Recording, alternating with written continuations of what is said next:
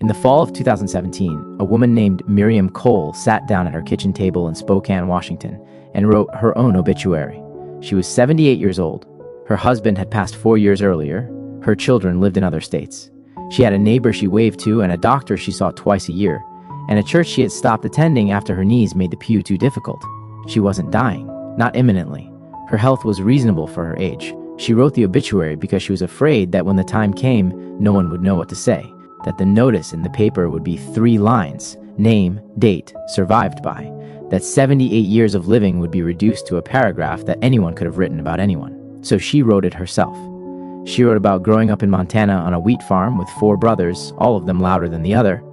She wrote about meeting her husband at a dance in 1962 and knowing within 20 minutes that she would marry him. She wrote about the years they spent building a house in the mountains and how the first winter the pipes froze and they laughed about it every winter after. She wrote about her daughter's laugh and her son's stubbornness and the granddaughter she had only met twice but thought about every day.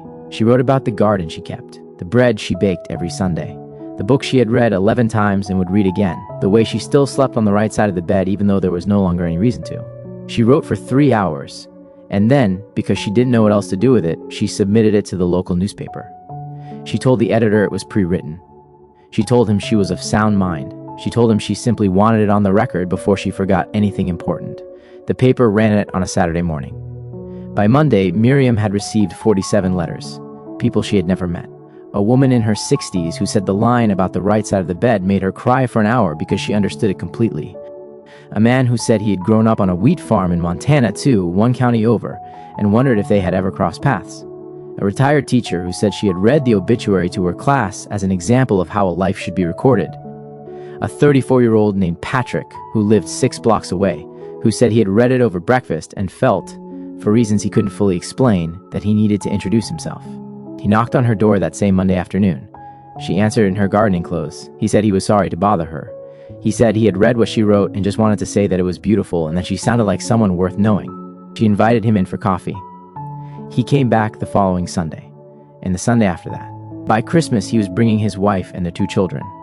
By the following spring, Miriam was teaching his daughter how to bake bread. She is 84 now. Patrick and his family had dinner with her last week. She told a reporter who asked about it, "I wrote that obituary because I was afraid of being forgotten, and instead introduced me to people I hadn't met yet." She paused.